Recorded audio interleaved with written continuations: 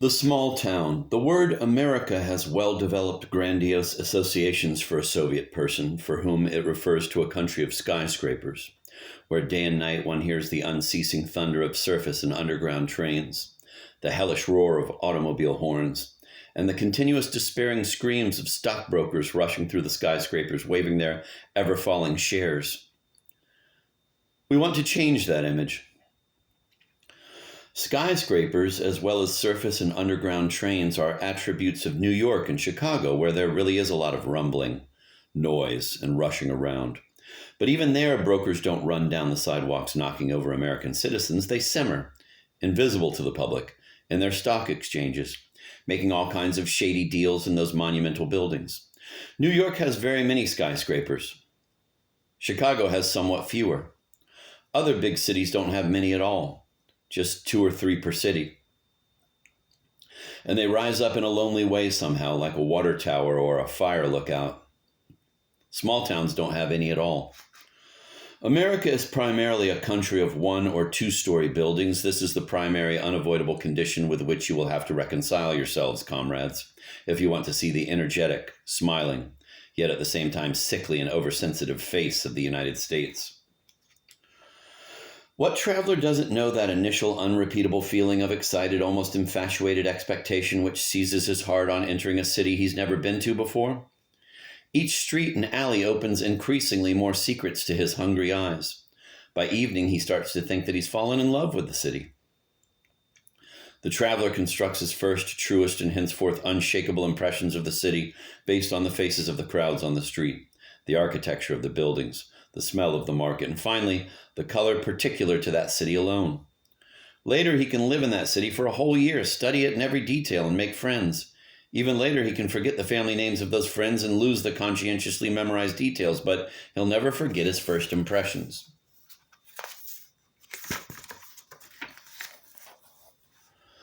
You can't say any of that about American cities. Even in America, there are, of course, a few cities with their own unique feel. San Francisco, New York, New Orleans, or Santa Fe. You can be delighted by them. You can fall in love with them. But the general mass of American cities are as indistinguishable as the Canadian quintuplets, whom you can tell apart only by 2 or 3 little birthmarks. This undifferentiated mass of brick, asphalt, automobiles, and billboards is capable of stimulating only a feeling of annoyance and disappointment in the traveler. If the traveler drives into the first small town with a feeling of excited anticipation, then in the second town this feeling cools noticeably, in the third town it is replaced by amazement, in the fourth by an ironic smile. In the 5th, 17th, 86th, and 100th and 50th, it turns into ordinary indifference, as if they weren't new, unfamiliar cities of an unknown country racing towards the automobile, but ordinary train stations with their obligatory bells, barrels of water, and station managers in red caps.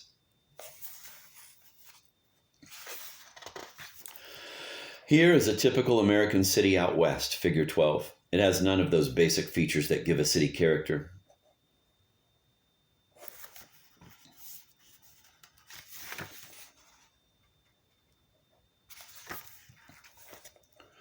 There is neither distinctive architecture nor a crowd of people on the street. The sidewalks are empty.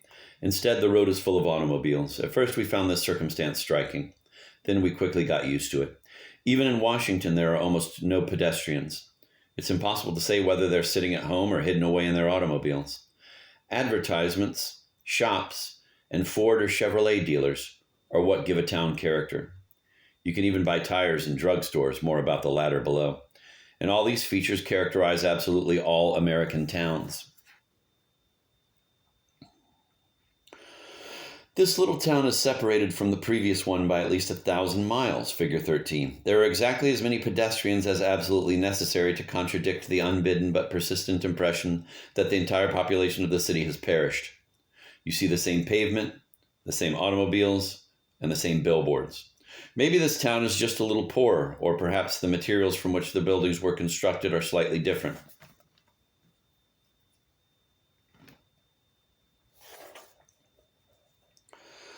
Hundreds and thousands of miles fly to meet the car. The traveler goes through the desert, and here again he finds a small town that differs from the previous ones only by the presence of 2 cactuses with which the enterprising owner has adorned the entrance to his cafe, figure 14. The cafe with its big counter and automatic gramophone, throw in your 5 cents and you're listening to music, is empty at present. So the owner has dragged his chair out onto the sidewalk and is chatting with a neighbor about various current events, which are as grand in size as the town itself.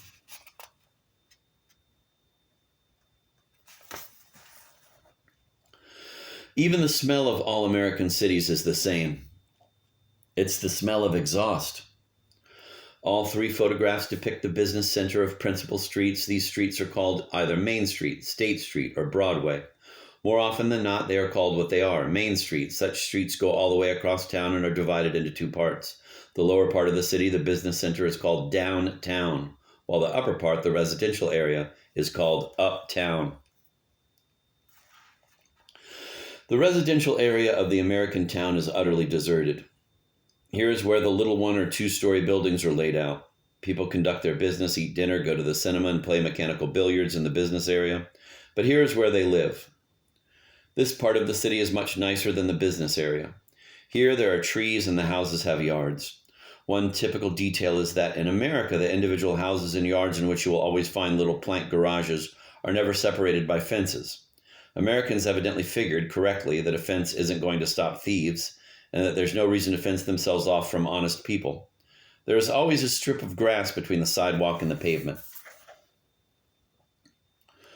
Residential areas in different towns resemble each other every bit as much as the business centers do. In America, there are, of course, stone houses and wooden ones, and in the South, they're even equipped with white columns, and in the far West, they're built in the Spanish style. But in the actual character of the buildings, and the layout of the rooms, and the furnishing, and all this, there is a striking similarity.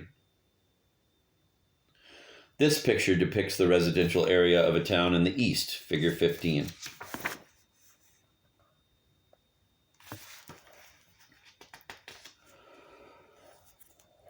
With the exception of the church and mechanical billiards, the cinema is the single entertainment for the town's inhabitants. Movie pictures translates as moving pictures. If you should attempt to maintain that film as an art in conversation with a cultured, intelligent American, he'll just plain stop talking to you. The American film industry, which releases around 1,000 well-made but egregiously tasteless and idiotically stupid films per year, wholly justifies this pessimistic assessment.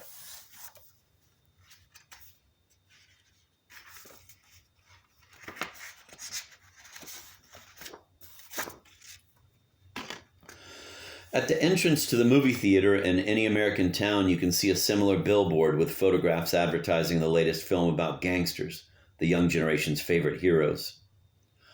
And here we have a representative of that younger generation at the window of a bake shop where the standard delicacies, the outer limits of a young boy's fantasies, are displayed. Kernels of corn, fried in a brazier, that have popped open and turned into little white buds. People pour butter on them, sprinkle them with salt, and eat them.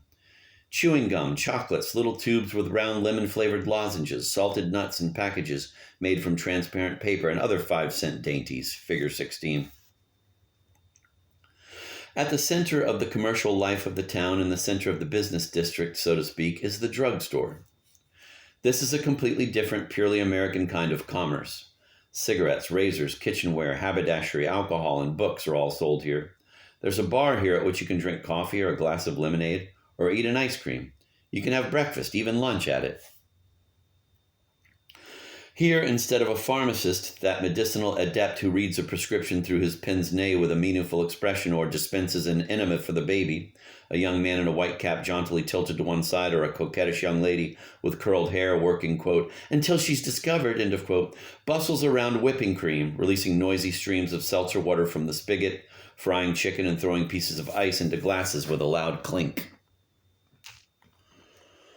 Sometimes they even sell medicine here. Here's what they call a rare shot, a small town in the state of Missouri with a complete set of inhabitants, figure 17. Once a week, exemplary store customers are richly rewarded. In addition to their purchases, the clients receive a special ticket with a number. On Sunday, there's a lottery. In the middle of the street, there's a truck, in the back of which stands a lottery committee composed of some semi-respectable citizens of the town. One of them wears a blindfold and pulls out the winning numbers. There's one extremely attractive prize, $200. Which is essentially the reason that this big crowd has gathered.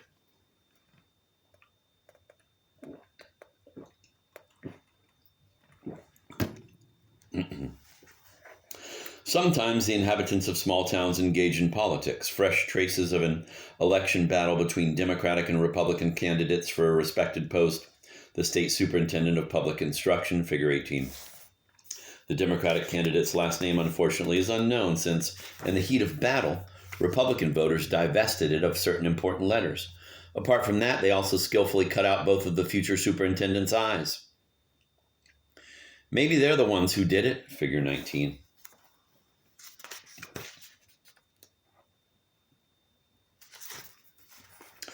A few American towns take heroic measures to stand out from their monotonous brethren in some way due to the absence of identifying characteristics.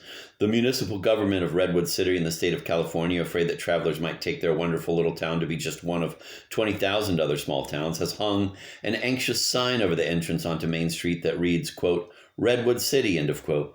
It has a caption in verse, quote, climate best by government test, end of quote, figure 20. Americans don't like to waste time on stupid things, for example, on the torturous process of coming up with names for their towns.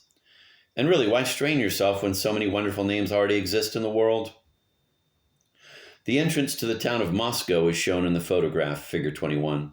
That's right, an absolutely authentic Moscow, just in the state of Ohio, not in the USSR in Moscow province. There's another Moscow in some other state, and yet another Moscow in a third state. On the whole, every state has the absolute right to have its very own Moscow. There are several Parises and Londons.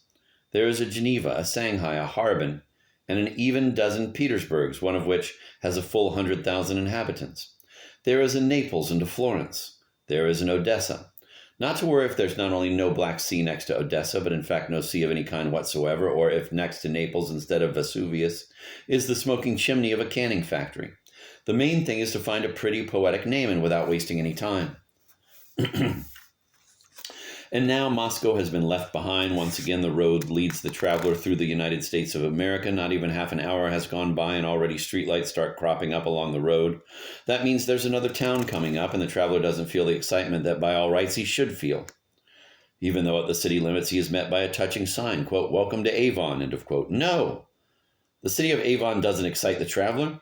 It isn't exciting, and it isn't touching. He has already seen something similar.